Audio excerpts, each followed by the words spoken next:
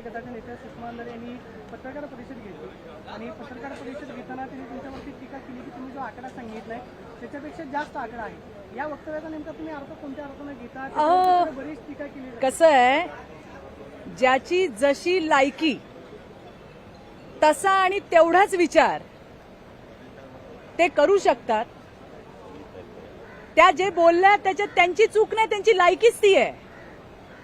1756 तुमच्यासारखे 56 हे पुरुष नाही, पुरुषांची, यांच्यासारख्या पुरुषांची नीच प्रवृत्ती आहे जी मी रोज पायाला बांधून फिरते.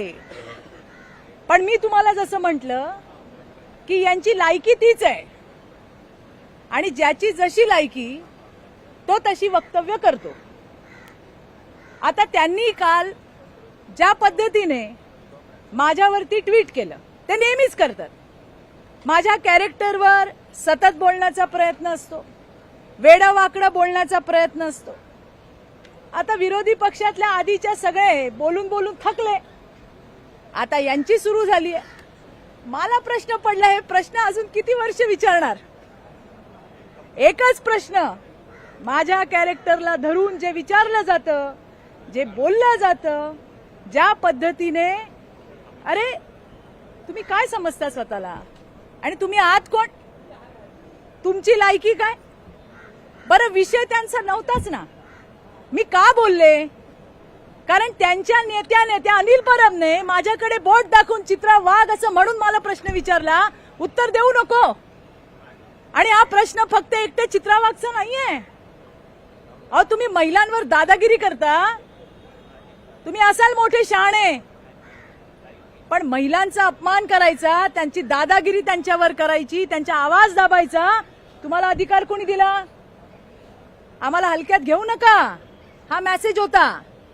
पण या सटर फटर वटवागळांना त्यांची लायकीच तेवढी आहे की कुठल्याही परिस्थितीतून घाणेरडं काहीतरी निर्माण करायचं आणि त्या ठिकाणी बोलायचं.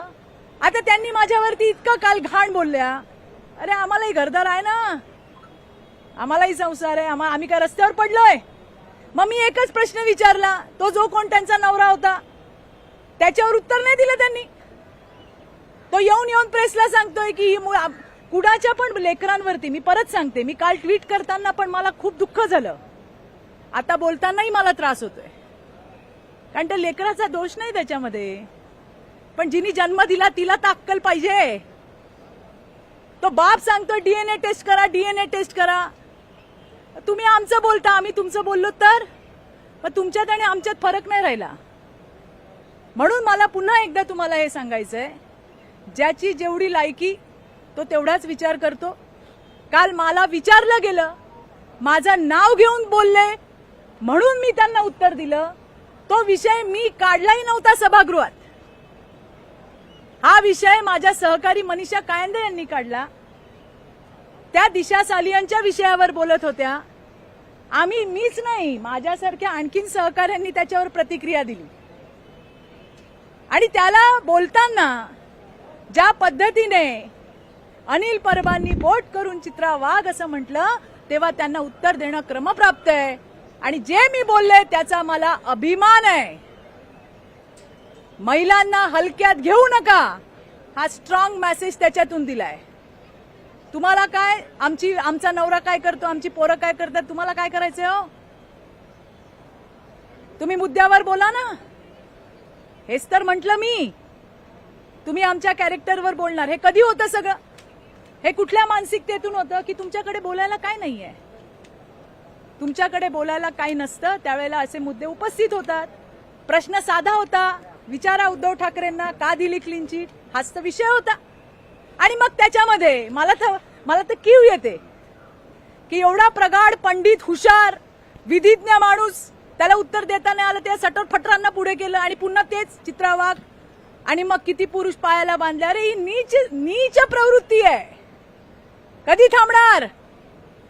पुरुष नाही, यांच्यासारख्या. म्हणजे आता त्याला समजायला पण अक्कल पाहिजे ना, कारण यांच्या डोक्यात या घाणेरड्या शिवाय, स्त्री आणि पुरुषाला जोडण्याच्या शिवाय यांच्या डोक्यात काही नाही. म्हणून ज्याची जशी लायकी त्याच्या तोंडातून तेच येणार हे मला या ठिकाणी सांगायचे. एक विषय फक्त, त्याच्यामध्ये मी हाऊसमध्ये होते मला माहित नाही, पण माझ्याकडे एक कंटेंट आला. त्याच्यात त्यांनी म्हटलं की या काय शिवसेना भवनावर गडाबडा लोळत होत्या, मला घ्या. अरे हॅलो, मला सांगायचंय, बरं झालं बोलल्या. अरे थोडी माहिती घ्या यार, त्यावेळेला तुम्ही नव्हतात. दस्तूर खुद्द शिवसेना प्रमुख उद्धवजी ठाकरे यांनी उबाठाचे आत्ताचे आमदार मिलिंदजी नार्वेकर यांच्याकडे माझ्यासाठी निरोप पाठवला होता की चित्राताई एकदा येऊन भेटा, तुमच्यासारख्या महिला आम्हाला आमच्या पक्षात पाहिजे. मी जाणं न जाणं हा नंतरचा भाग होता, पण त्यांच्या शब्दाला रिस्पेक्ट म्हणून मी नक्की गेले होते. मी नव्हते गेले, त्यांनी बोलवलं होतं मला. आणि याची विश्वासार्हता, याचा खरेपणा, त्यावेळेला एकनाथ शिंदे साहेब सुद्धा होते, कारण त्यांनी सांगितलं की एकनाथ शिंदे सगळं कोऑर्डिनेट करतील. त्यामुळे मिलिंदजी मला दुसऱ्या दिवशी एकनाथ शिंदेकडे पण घेऊन गेले. मी म्हटलं मला विचार करू द्या, मी अजून ठरवलं नाहीये. पण ते म्हटले नाही नाही तुम्ही, आणि त्यावेळेला आदित्य ठाकरे सुद्धा होते, हेही मला सांगायचंय. या सगळ्या घटना या सत्य आहेत. आता एकनाथ शिंदेवर तुमचा विश्वास नसेल, मिलिंद नार्वेकर तर तुमच्याकडे, त्यांना विचारा. तेच मला घेऊन गेले त्यांच्याकडे. स्वतः उद्धवजी ठाकरे यांनी निरोप पाठवले की चित्राताईंना भेटायला घेऊन ये, आणि त्यांच्या शब्दाचा मान म्हणून मी तिथे गेले होते. एकच चांगली गोष्ट तिथे झाली की माझी खूप वर्षापासून इच्छा होती की मला बाळासाहेब जिथे बसायचे त्या खुर्चीचं दर्शन घ्यायचं होतं. आणि मी उद्धवजींना विनंती पण केली की उद्धवजी जिथे बाळासाहेब बसतात मला तिथे जाता येईल का. त्यांनी आदित्य ठाकरेंना सांगितलं. हे तुम्ही आदित्य ठाकरेंनाही विचारा. ते माझ्यासोबत एक लिफ्ट होती, तिथून मला घेऊन गेले आणि बाजूला जिथं बाळासाहेब बसायचे मी तिथे जाऊन पाया पडले, कारण माझी बऱ्याच वर्षापासूनची इच्छा होती ती पूर्ण झाली. आणि हा सगळा घटनाक्रम बोलण्याआधी उद्धवजींना विचारा, आदित्य ठाकरेंना विचारा, मिलिंद नार्वेकरांना विचारा, आणि जमलं तर तुम्हाला शिंदे साहेब सुद्धा सांगतील, कारण ते सुद्धा त्याचा एक भाग होते. आणि म्हणून उठसूट काहीतरी बेछूट बोलायचं मी माझ्या एकटीसाठी नाही मांडले. हा विषय फक्त सभागृहातला किंवा राजकारणातल्या क्षेत्रातला नाहीये. आज प्रत्येक ठिकाणी महिला लढते स्वतःच्या अस्तित्वासाठी, आणि प्रत्येक ठिकाणी या अनिल परबांसारखी नीच प्रवृत्ती तिला त्या ठिकाणी ठोकत असते, तिला बोलत असते. अरे आपण उत्तर कधी द्यायचं. आणि मी उत्तर दिलं तर माझ्यावर तुटून पडले. मला फरक नाही पडत आहे, मला कोण काय बोलतंय याचा फरक पडत नाही. मला जे पटलं ते मी बोलले. पुन्हा सांगते, त्यांनी विषय काढला, त्यांनी माझं नाव घेतलं, त्यांनी असं बोट केलं, बोला चित्रा वाघ बोलली, आणि त्याच्यात काहीच चूक नाही. तुम्ही जे सभागृहात बोललात त्यावरून सभागृहाची गरिमा कुठेतरी कोणाची. अरे मग गरिमा काय फक्त महिलांनी सांभाळायची. संजय राऊतनी तर बोलूच नाही हो. संजय राऊतांचा मराठी भाषेचा गरिमा, महिला सन्मान काहीतरी संबंध आहे का. काहीतरी संबंध आहे का. आजच त्या स्वप्ना पाटकरचं ट्विट बघा, तिला वाहिलेली शिव्यांची लाखोली दुनियेने वाईकली. त्या नीलमताई इतके वर्ष त्यांच्यासोबत काम करत होत्या, त्यांच्याबद्दल ते काय बोलले. त्यांनी महिलांबद्दल बोलू नये, आणि तो शहाणपणा तर त्यांनी मला शिकवूच नाही. मी तुम्हाला तेच म्हटलं, त्या खडसे असू दे रोहिणी, नाहीतर या सटर फटर वटवागळ असू दे. अरे ज्याची जी लायकी तो तेवढंच बोलणार. बरं मी बिग बॉसच्या स्टुडिओमध्ये, तर खडसेंचे वडील पण तर तिथेच बसतात ना, मग ते काय करतात तिकडे. विरोधाला विरोध, वाईट वाटतं या गोष्टीचं. माझ्या एकटीसाठी नाही लढत आहे मी. आणि बघा, जबाबदारीने सांगते, याच्या आधी पण झालंय. आज जे सुपात आहेत ना ते उद्या जात्यात येणार आहेत, हे लक्षात ठेवा. आजच्या सुपातल्या बायका उद्या जात्यात येणार आहेत, आणि त्यामुळे ही लढाई ही फक्त माझी स्वतःची नाही. अरे या जगातल्या, या राज्यातल्या कुठल्या बाईला तुम्ही हलक्यात घेऊ नका, हेच मला सांगायचंय. आणि गरिमा फक्त बायकांना शिकवणार, पुरुषांना कोण शिकवणार. त्यांनी वाटेल ते बोलावं, मुद्दे संपले, आमच्या घरादारावर बोलावं. आणि ते वशिलाने आले असतील, मी नाही आले. माझा 26 वर्षाचा संघर्ष आहे. आज मला त्या ठिकाणी माझ्या पक्षाने, मुख्यमंत्री देवेंद्रजींनी संधी दिली, त्याचं सोनं करण्यासाठी मी आली आहे. आज सुद्धा विविध विषय जे 26 वर्ष मी रस्त्यावरती लढले ते प्रश्न मला मांडायची संधी सभागृहात मिळते. मी याच्यासाठी नाही आले.